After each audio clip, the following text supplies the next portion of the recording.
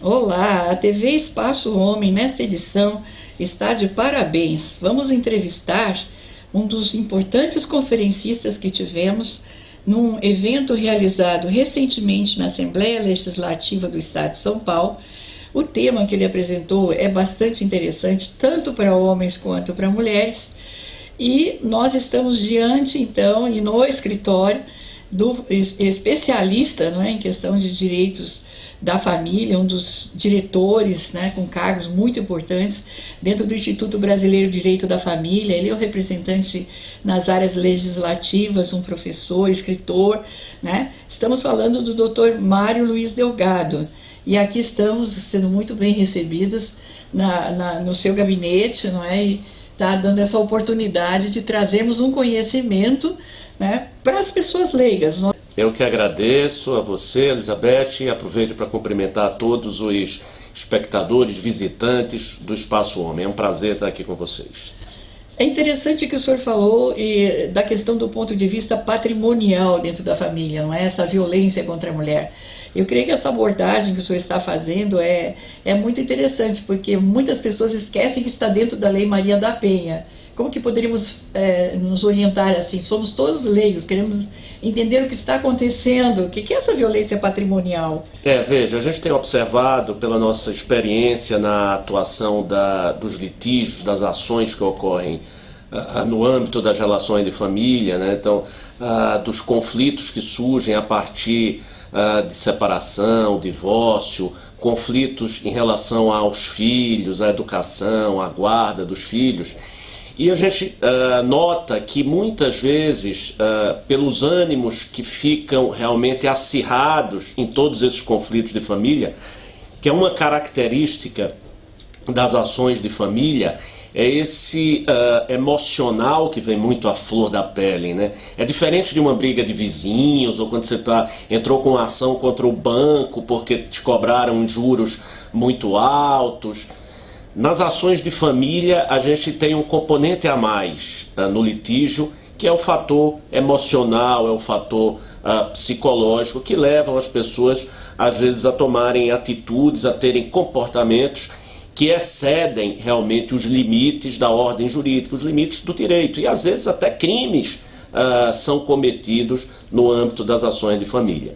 E aí, quando a gente fala na Lei Maria da Penha, que foi uma lei muito importante, que veio em 2006 a ingressar no nosso sistema jurídico, exatamente para coibir ou reduzir a impunidade, melhor dizendo, nas situações da chamada violência doméstica, que é aquela violência que é praticada contra a mulher em decorrência da situação dela ser mulher. É a chamada violência de gênero, que é praticada pelo homem contra a mulher por essa situação de assimetria que existe, do homem ter mais poder, ter mais força e usar isso contra a mulher. Então a Lei Maria da Penha vem exatamente combater essas situações de violência doméstica e esclarece que a violência doméstica, isso é muito importante, não é só aquela física, não é só aquela agressão sofrida pela mulher em casa que lhe causa lesão corporal, que lhe atinge a integridade física. Existem outras formas de violência doméstica contra a mulher, né? Existe a violência psicológica, existe a violência moral, existe a violência sexual e existe também a violência patrimonial, que esse foi o tema da nossa conferência. Então, o que é a violência patrimonial, né? A violência doméstica sobre a modalidade de violência patrimonial. É exatamente o homem usar dos recursos econômicos, quer dos recursos econômicos que ele tenha para forçar a mulher, por exemplo, a abrir mão de seus direitos, por exemplo, a desistir talvez da separação, né? Quer seja ele usurpando os recursos patrimoniais da mulher, que é muito comum. Uma situação das mais frequentes. O casal tem um bem comum, né? Por exemplo, uma casa que está alugada, e na separação o marido recebe sozinho o aluguel e não repassa metade para a mulher. Isso é uma forma de apropriação indébita. Ele está quase que furtando recursos que seriam dela. Isso é uma forma de violência patrimonial. Outra forma também muito frequente é ele se furtar, fugir do pagamento da pensão alimentícia. Os alimentos que ele deve à mulher, ele pode pagar, mas ele faz tudo para não pagar, exatamente para coagir a mulher, para ameaçá-la, para deixá-la numa situação de desvantagem, ou seja, usa o poder econômico para agredir psicologicamente a mulher. Essa é uma forma de violência patrimonial que está prevista na lei e que a lei pretende punir e coibir. Eu estou prestando atenção no que o senhor está falando, inclusive assim, gostei muito da sua palestra e fico aqui pensando, por que será que um homem advogado tão famoso foi se especializar exatamente na violência contra a mulher? A sua formação também é na área de psicologia, o que foi? Como é que houve esse entendimento, essa preferência para nos ajudar como mulheres? Vamos imaginar. Não, na verdade, a nossa atuação é no direito de família, tá? Não existe um direito da mulher, né? A gente atua no direito de família. Mas o que a gente verifica é que o direito de família, talvez mais do que os demais ramos do direito, ele reflete esse histórico cultural que a gente tem de assimetria, de desigualdade entre homens e mulheres. É onde a gente vê com mais frequência nos processos judiciais essa falta de isonomia, essa tentativa do homem de manter um papel já ultrapassado, mas que é histórico e que tem razões realmente culturais e sociológicas, e aquele papel de chefe da família, aquele papel de que é o poderoso, e isso reflete nas ações judiciais. E a gente vê realmente, tem visto situações de muita injustiça em relação a mulheres que são prejudicadas por esse comportamento machista que tem que ser combatido, né? Nós estamos aqui no espaço homem e precisamos exatamente aproveitar esse espaço para lutar contra esse tipo de postura que não se concebe mais nos dias atuais.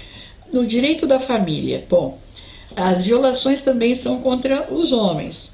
Como que poderiam ser? Vamos supor, idoso que na hora da necessidade, vamos supor assim, que alguém cuidasse dele, vamos pensar em termos de homem. Como é essa violência contra o homem?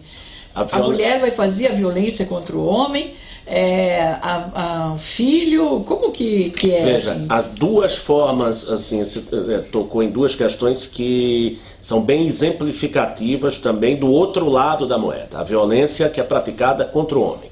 Você mencionou, por exemplo, a questão dos filhos.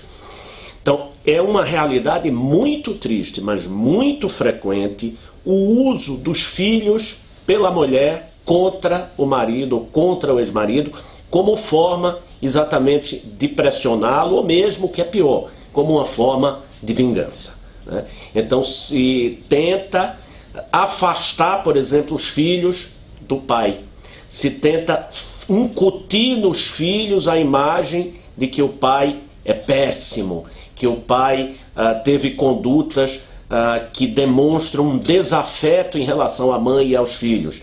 E isso vai incutindo na cabeça dos filhos e termina muitas vezes provocando realmente um afastamento, às vezes até irreversível, dos filhos em relação aos pais. E esse tipo de conduta se chama alienação parental. Existe inclusive uma lei no Brasil que proíbe esse tipo de conduta e uma vez apurada esse comportamento da mãe de fazer a cabeça dos filhos contra os pais, ela pode inclusive perder a guarda dos filhos. Ela pode ter o sentido inverso, ela quer afastar os filhos do pai e ela ser afastada dos filhos, se isso for comprovado judicialmente. Então eu tenho uma lei específica, que é a lei de alienação parental.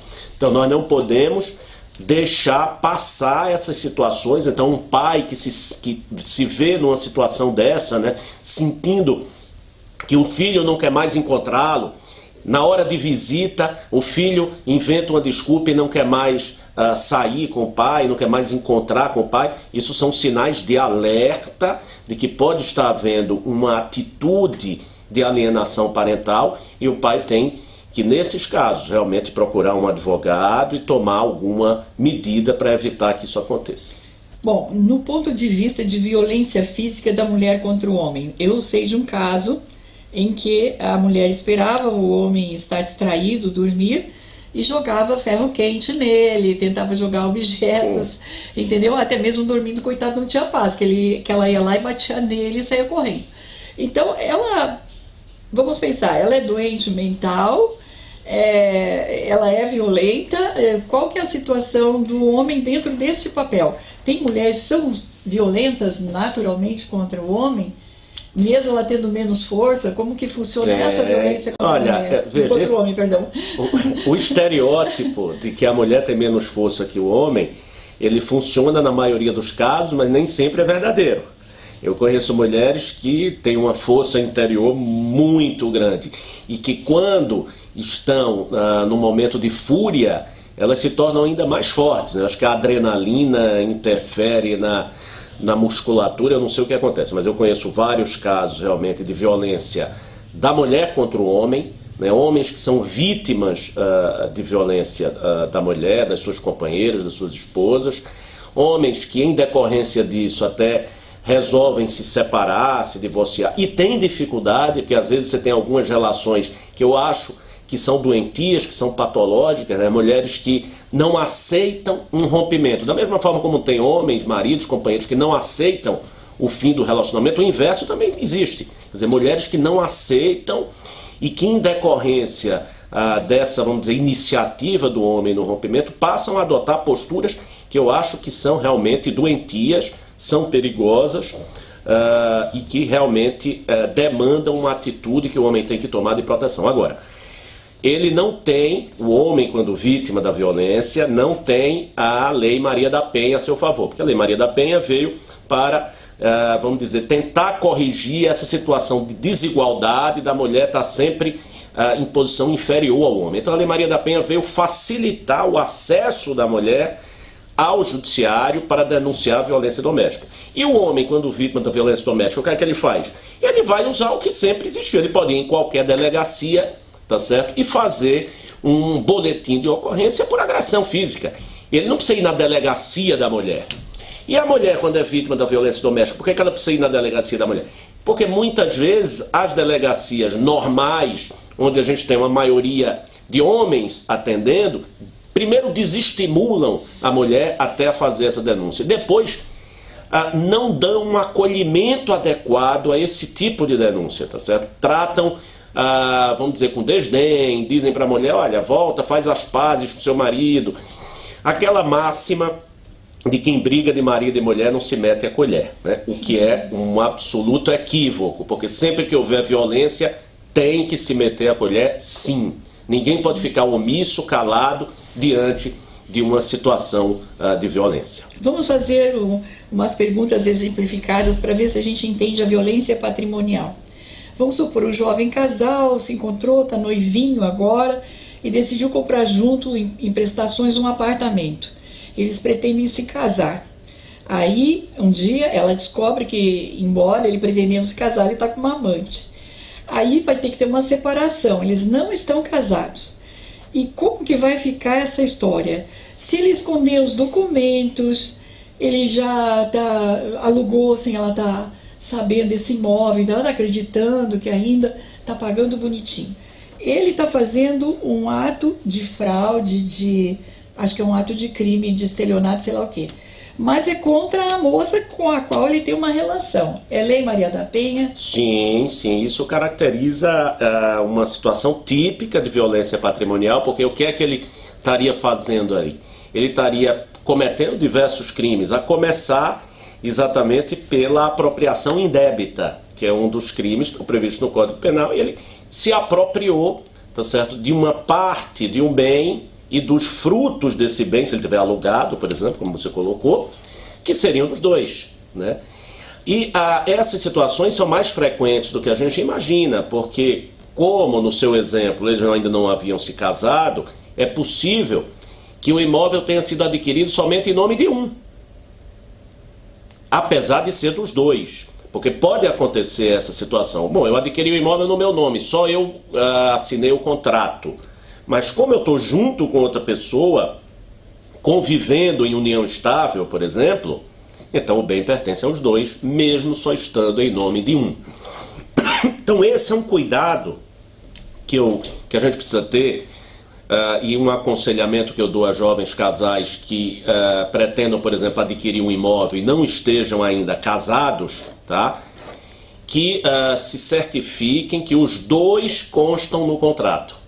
Os dois assinam o contrato. Então, os dois estão adquirindo, então os dois vão constar no documento do imóvel, né? Então, com isso, você garante, exatamente, se garante contra esses riscos que podem acontecer de algum ex-companheiro de má fé que queira realmente ludibriar a sua ex-companheira e ficar sozinho com aquele bem.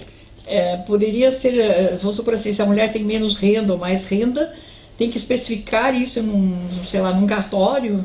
Veja, são várias situações. Eu posso, mesmo um tendo mais renda do que o outro, eu posso não mencionar nada, então os dois adquirem, a renda dos dois entra para a composição daquele valor, e se eles vivem juntos, se eles vivem em união estável, mesmo não estando casados, pouco importa que um tenha mais, um tenha menos, que o imóvel é meio a meio, tá?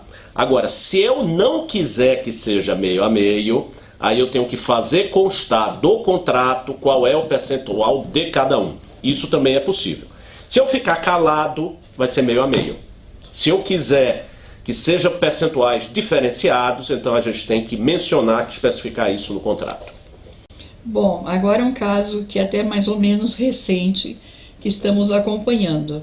A mulher fez a sociedade empresarial com o marido em cotas, até ela tinha mais experiência que ele, mais formação, mas ela passou a administração para ele. Aí, quando um dia ela se surpreende que, ao chegar na empresa, quer dizer, ela tem os filhos, ela cuidando da casa, filhos e tal. Chega lá, ela percebe o quê? Ele levou todos os documentos da empresa, tá? Ela não acha mais dinheiro, nada, ele desapareceu literalmente, tá?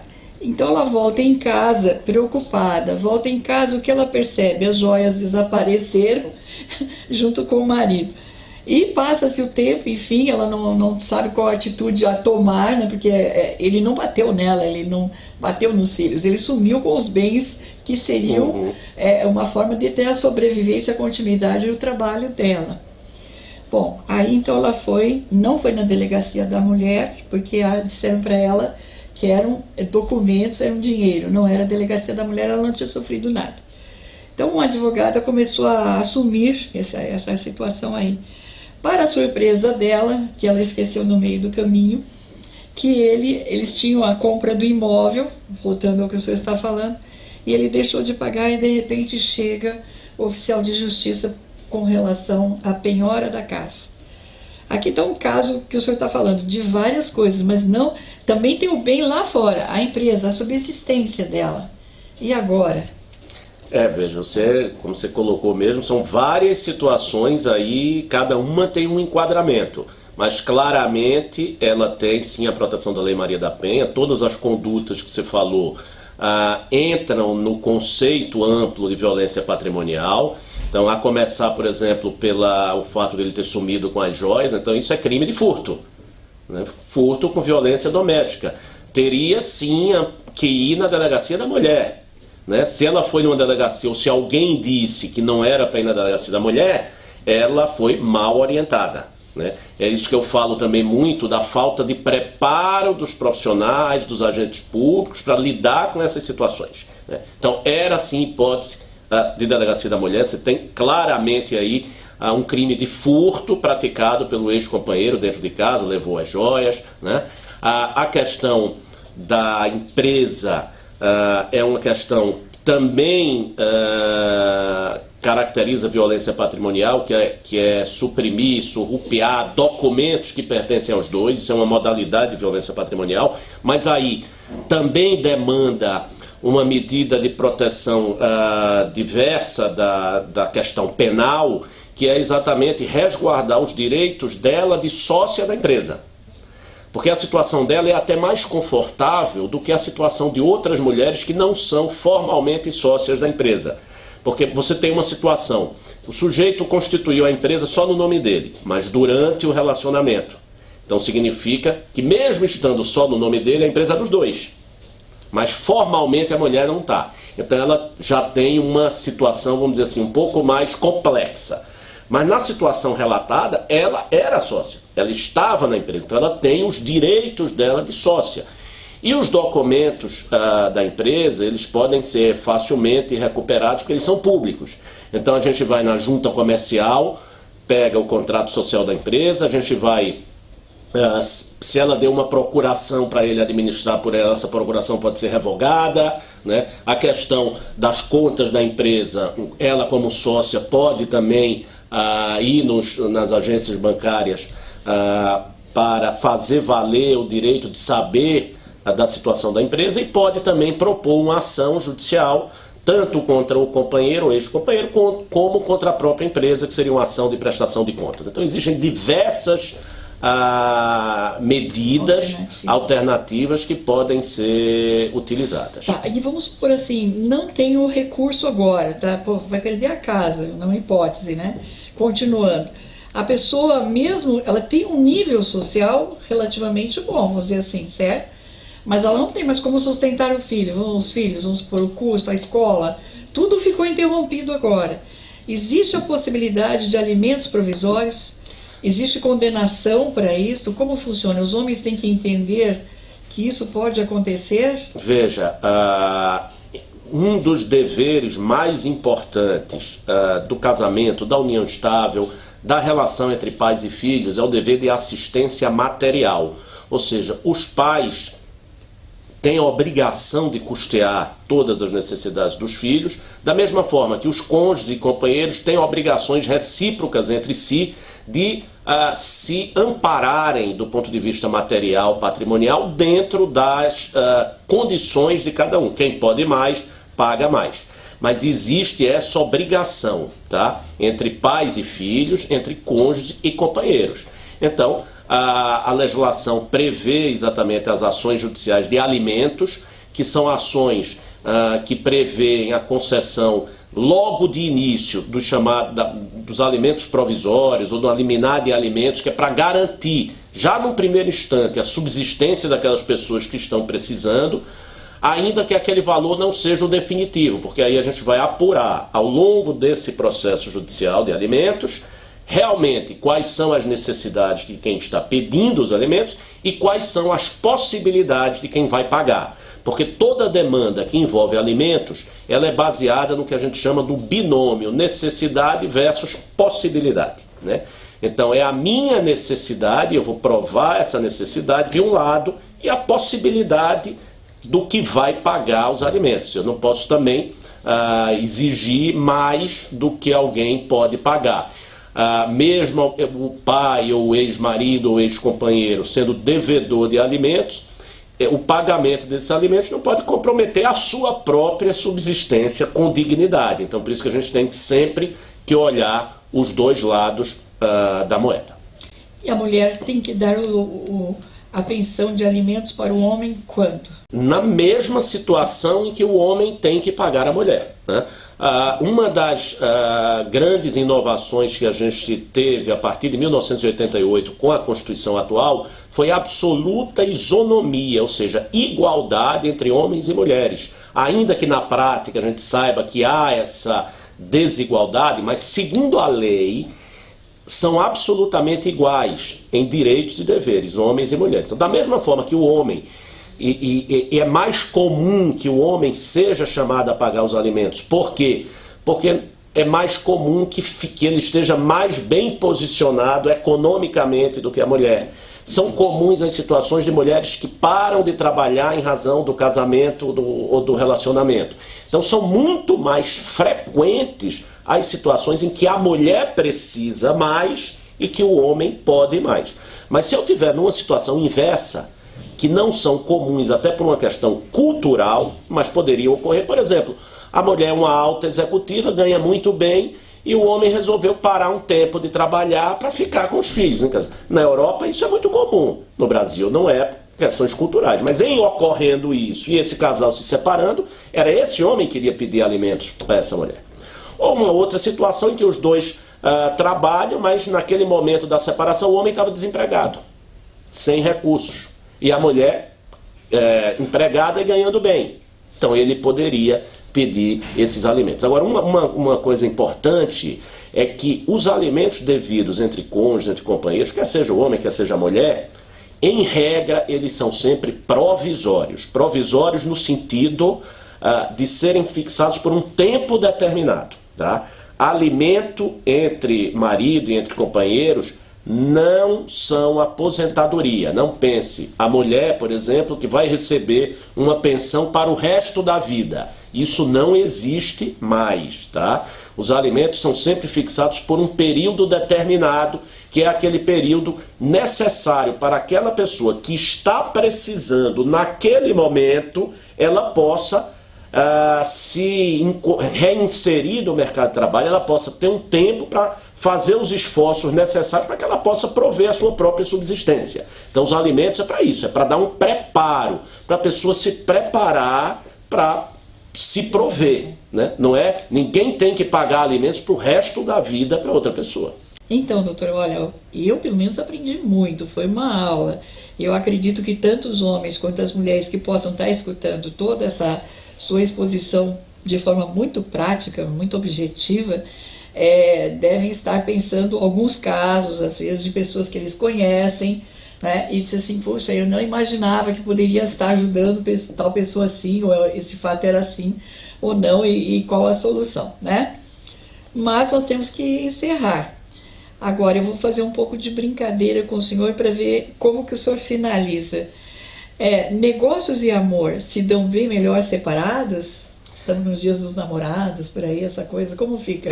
Então, eu acho que são coisas que não deviam ser misturadas, né? Uhum. Mas essa coisa de não misturar negócio com amor leva a que a gente adie ou não evite problemas que vão surgir depois, né?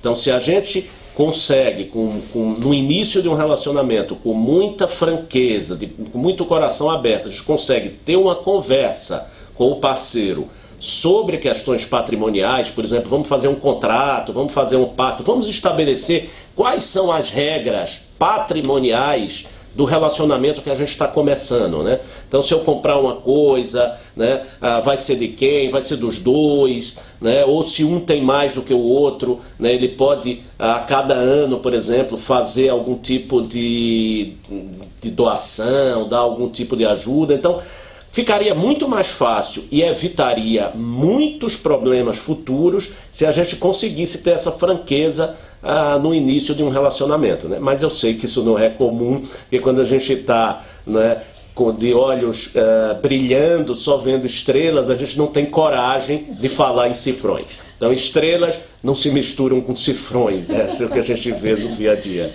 Muito agradecida. Olha, foi formidável, decididamente esse final aqui, com chave de ouro para o pessoal repensar, não é? E ter uma solução, sem dúvida, temos que mudar o procedimento em relação ao amor quando vamos morar juntos, né? Quando vai assinar um compromisso formal de casamento.